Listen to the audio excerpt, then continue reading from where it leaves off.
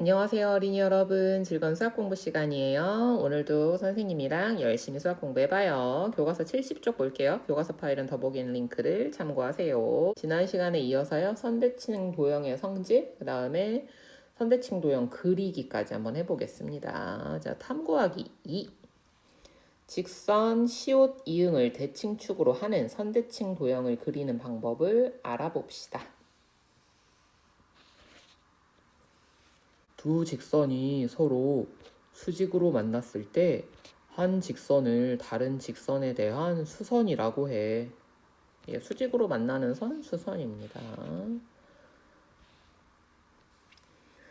위의 그림은 선대칭 도형의 일부입니다. 점 니은에서 대칭축 시옷 이응의 수선을 긋고 수직으로 만나는 선을 긋고 대응점을 찾아 점 비읍으로 표시해 보세요.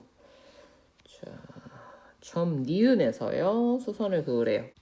90도로 만나는 선을 그으라고 했으니까요. 90도로 만나게 했고요.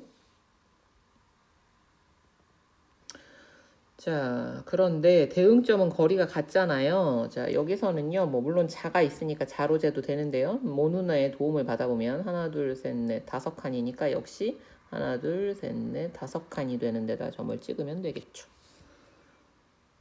그래서 여기가 점 비읍입니다.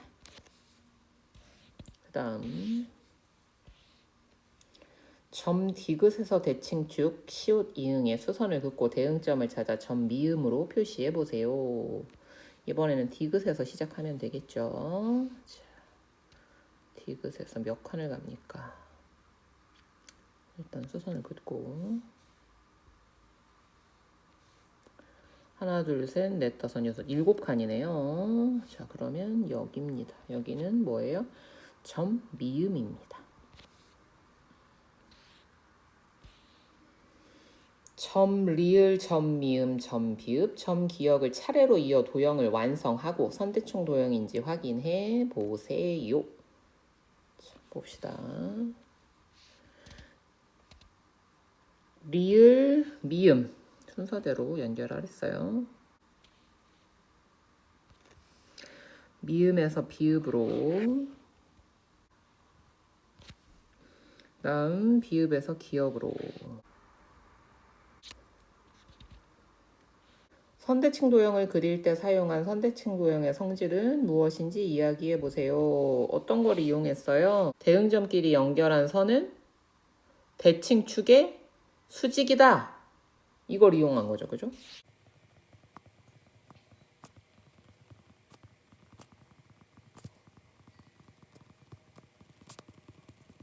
또 하나 뭐 했습니까?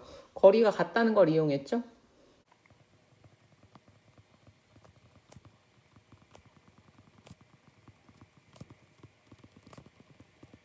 이 두 가지 성질을 이용하면 우리가 선대칭 도형을 그릴 수 있습니다. 자, 그래서 한번 정리해 보면요. 정리하기 2. 선대칭 도형을 그리는 방법을 정리해 봅시다. 각 점에서 대칭축에 수선을 긋습니다.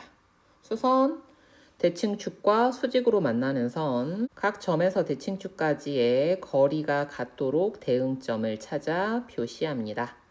거리가 같도록 모눈이 있으면 모눈 이용하고요. 없으면 자 이용하면 되고요. 그 다음 각 대응점을 차례로 이어 선대칭 도형을 완성합니다. 이렇게 할 수 있습니다. 이 두 가지 성질을 이용한 거죠. 확인하기. 직선, 기역, 니은을 대칭축으로 하는 선대칭 도형을 완성해 보세요. 일단은 각각의 점에다가 이름을 좀 붙여줄게요. 그래야지 하기가 좀 편할 것 같으니까요. 디귿, 리을. 그러면 디귿에서 수선을 긋는데 같은 거니까 몇 칸 떨어져야 돼요? 4칸 떨어진 곳에 대응점이 찍히죠? 디귿, 리을. 그러니까 얘가 미음이라고 할까요? 그 다음 리을에서도요. 이번에는 4칸이네요. 똑같네. 자, 여기는 비읍. 자, 이렇게 해서 점까지 다 찾아봤고요. 그럼 이제 어떻게 하면 됩니까? 연결하면 됩니다.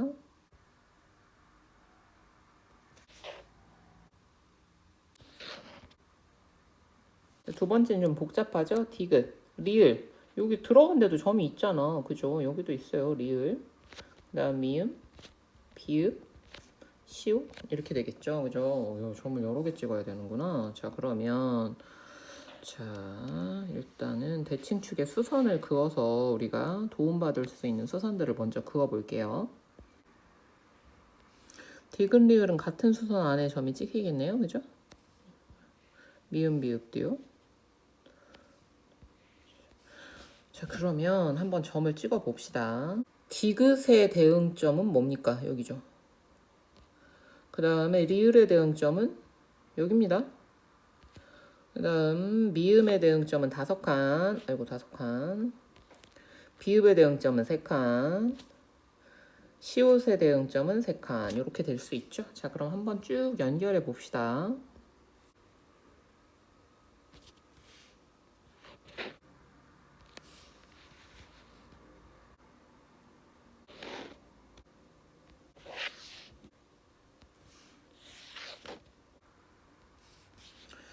됐습니까? 좀 복잡한 모양이긴 했지만 어렵지 않게 할 수 있었고요. 자, 그 다음에 얘는 기역, 니은, 디귿, 리을, 미음. 이번에는요, 수선이 어떻게 됩니까? 예, 세로 방향으로 긋기만 하면 됩니다. 뭐 다를 거 하나도 없어요.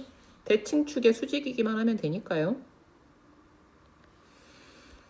자, 이번에는요, 이렇게 여러 번 하지 말고요. 한 번에 자가 이미 수선의 역할을 해주니까요. 직접 해볼까요? 점을 바로 찍어 봅시다. 자, 디귿의 대응점은요, 4칸 떨어져야 되니까 여기죠. 그 다음, 리을의 대응점은요, 2칸 떨어져야 되니까 여기고요. 미음의 대응점은 4칸 떨어져야 되니까 여기입니다. 요걸 한번 연결해 볼게요.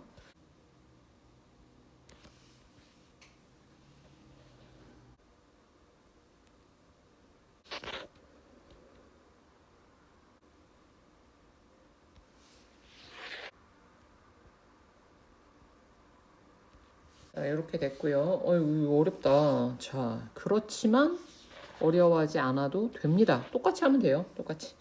자, 한번 봅시다. 수직으로 된 보조선을 긋고요. 이 경우에는 센치를 아는 게 더 좋겠죠, 그죠? 보기 확인하라고 색깔 그어줬습니다. 점같이 바로 찍고 갈게요. 자, 얼마 떨어져 있습니까? 여기 보이는 자로는 1.7 정도 되네요. 그죠? 1.7 정도 되는 데가 요 점이죠. 그죠? 모눈으로 점을 찾아도 괜찮습니다. 모눈으로 점을 찾아도. 자, 그 다음에 두 번째 쭉 가서 얘는 딱 1cm 되는데 시키네요. 그죠? 그 다음 여기는 2.4 되는데 2.4 여기네. 마지막은 1.4 정도 되는데 여기네요. 그죠? 예. 이렇게.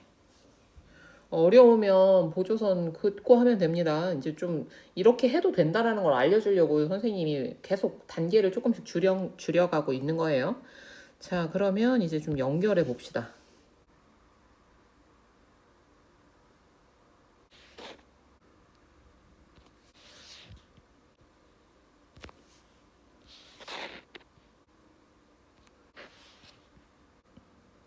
마무리가 되었습니다. 수직으로 긋고 거리가 같은 곳에 점을 찍고 연결한다. 생각솔솔. 다음은 국보인 숭례문입니다. 사진 속 숭례문이 왜 선대칭 도형 모양이 되는지 선대칭 도형의 성질을 이용하여 친구들에게 설명해 보세요. 선대칭 도형이라면 뭘 찾을 수 있어요? 그쵸? 대칭축을 찾을 수 있죠? 우리 자를 이용해서 한번 찾아봅시다. 어디가 선대칭이야? 자, 여기죠, 여기. 그죠? 그러면 우리가 여기다가 대칭축을 한번 그어보자고. 자, 그러면 어떻게 하면 돼요? 대응점끼리 연결했을 때 수직이면 되죠. 그죠? 대응점끼리 한번 연결해 볼까요? 요 끝에끼리 연결하면 자, 색깔 바꿀게요. 슉 수직이죠. 또 거리도 같나요? 한번 볼까요?